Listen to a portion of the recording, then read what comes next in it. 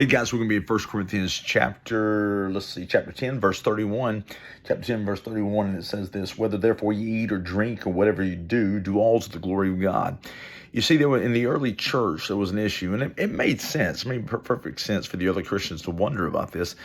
But there are an awful lot of people who would slaughter animals for the market. They were slaughtering them for the market that worshipped other gods. And when they did that, they would dedicate that slaughter to those gods. Well, there was a time where, listen, that just wasn't allowed. In the New Testament, God's like, listen, this is a matter of conscience. This is a matter of all things are, not necessarily good for you as far as foods are concerned, but you certainly can eat them lawfully. You can eat them lawfully. That's the story of Peter, who sees a vision of a sheet coming down with certain foods on it, and and the Lord said, "Take ye and eat." And he was like, "No, I mean this food's unclean." He said, "No, I've made this clean."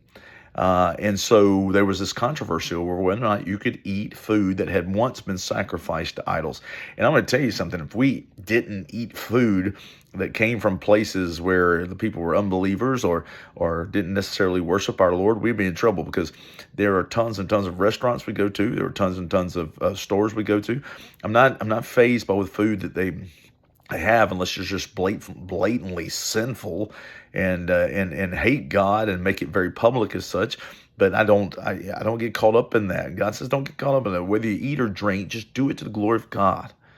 All right, do it to the glory of God. Stop, the fact that you drink a Powerade, or the fact that this is not pure water or something like that. Controversy over alcohol sometimes is a wild one. I think it's poison. I certainly do. I don't know why you would drink poison.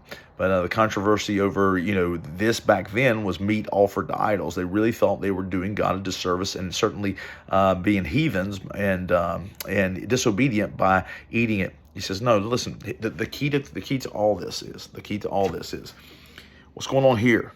All right, what's going on here? What do you know to be the truth?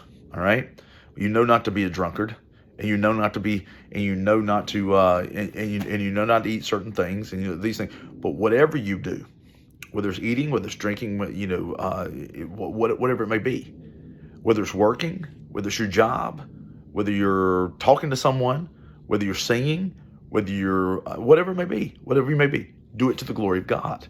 Make sure that whatever you're doing is being done to the glory of God. If you can't do it to the glory of God, don't do it.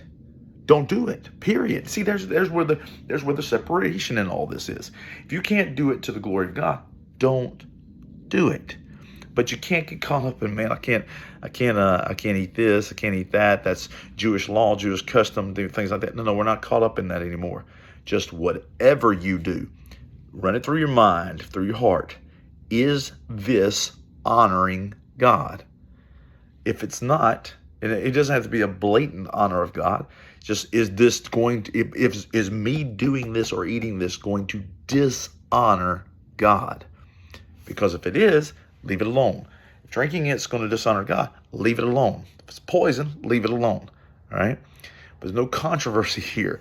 There's not unclean. There are no foods that are unclean. There's some foods that'll clog your arteries. There's some foods that'll make you sick. Certainly are. But there are no unclean ones. Eat.